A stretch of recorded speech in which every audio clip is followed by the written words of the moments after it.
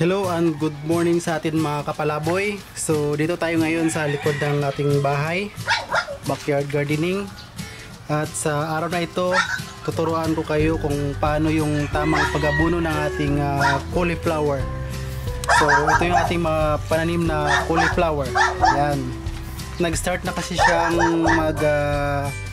anong bunga niya, maliliit. So kailangan nating abunuhan para medyo malaki-laki yung kanyang bunga.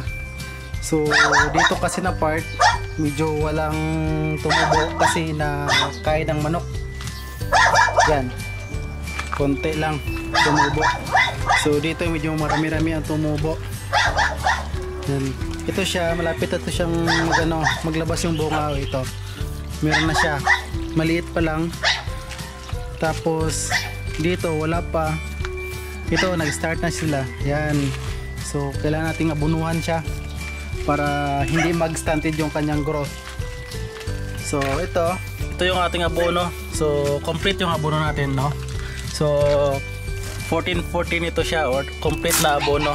14% ang phosphorus, 14% yung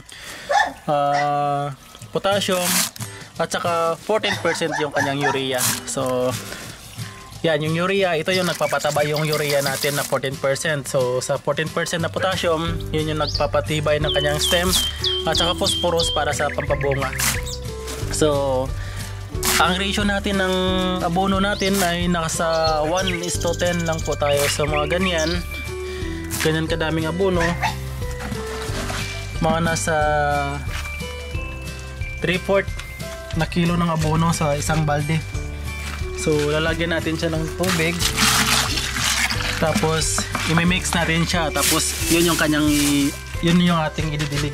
So yan, ito na nga, kumuha tayo ng ating stick para pang mix kasi medyo makati yung ating abono.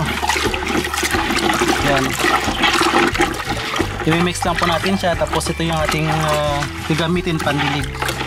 So tandaan po natin nasa 1:10 or 1:15 yung ratio nating abono, kasi pag nilagay natin to direct, pag hindi tayo marunong sa bahay, lalo na yung sa mga beginner pa lang, hindi pa marunong sa farming, namamatay yung ating pananim pag nasobrahan ng abono.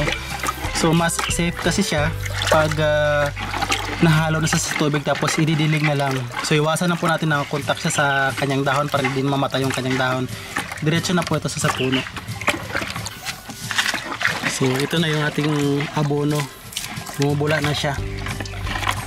Yan, pag ganito siya, tunaw na yung sulit nating abono. So pwede na natin siyang i-apply. So ito yung ating tabo. Yan, ididilig lang natin ito sa puno ng ating cauliflower. Yan, ganyan siya. Ito, baka magtaka kayo, marami siyang marami siyang part na kinaya ng uod. Kasi medyo madamo to, kanina tinanggalan natin ng damo. Yan na yung damo niya. So bakit nagtataka kayo, may mga uod tayo? So backyard gardening po tayo, hindi tayo nag-a-apply ng any pesticides kasi maliit lang naman, ganyan lang kaliit. Hindi na tayo nag-a-apply kasi kung ga-apply ka pa ng pesticides, magastos na siya, konti lang naman. So kung marami siguro pwede tayong mag-apply, pero ilang puno lang siguro to, nasa 30 na puno na ng cauliflower. So yan, mag-a-apply tayo ulit ng abono. Nasa punuan lang tayo mag-a-apply, ha. Iwasan na makontak yung dahon kasi baka mamatay sila. Yan, pag nasobrahan. Yan, tayo ulit. Yan, so ito siya, nag-start na siyang maglabas yung kanyang bunga. So mas mataba, mas malaki yung kanyang bunga. So yan. Yan, so kailangan natin mag-apply ngayon siya ng abono. Yan. Ito siya, may mga dahon kasi. Gilid lang natin para pumunta sa puno yung abono natin. Yan. Ayos. Ito pa. Yan. Konti lang.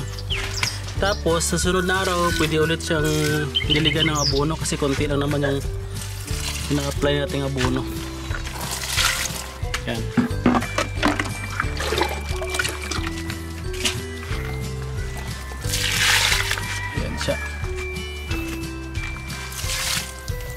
Siguro after 1 week, lalabas na yung lahat ng kanilang mga bunga dito.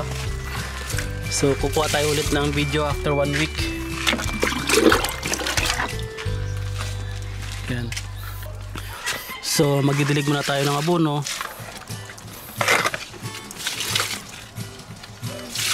Yan.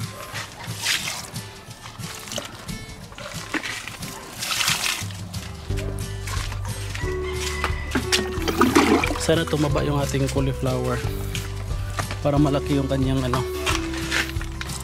malaki yung kanyang bunga.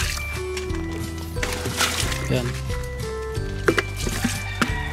Ito yung nauna ata na mulaklak, cauliflower natin, at saka ito.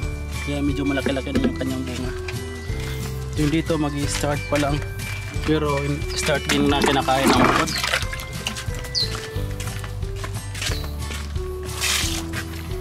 Yan. So may sobra tayo. Ito yung ating Japanese cucumber. Yan, nag-start na siyang mamulaklak yung Japanese cucumber natin. Yan. Lagay na lang din natin yung abono dito sa Japanese cucumber. Sobra na kasi. Ayos.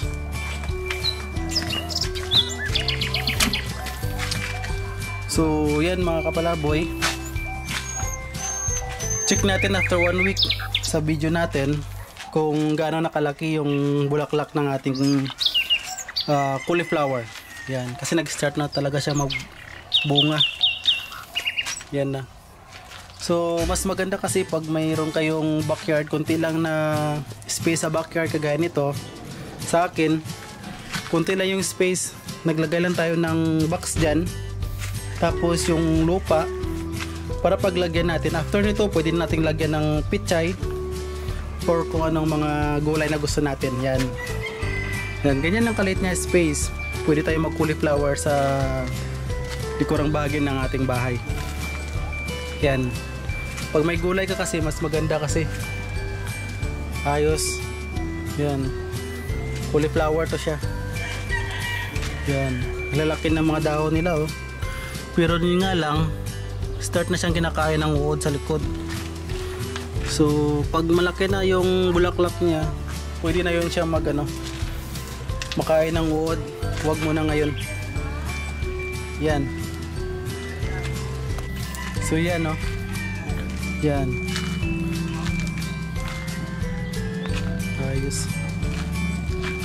Mira yung ating cauliflower, siguro mga nasa 30 lang siguro ito na punuan. Maliit lang. Maliit lang. Tapos dito na part ay yung atin ng bagong tanim na Japanese cucumber. Start na siya mamumulaklak.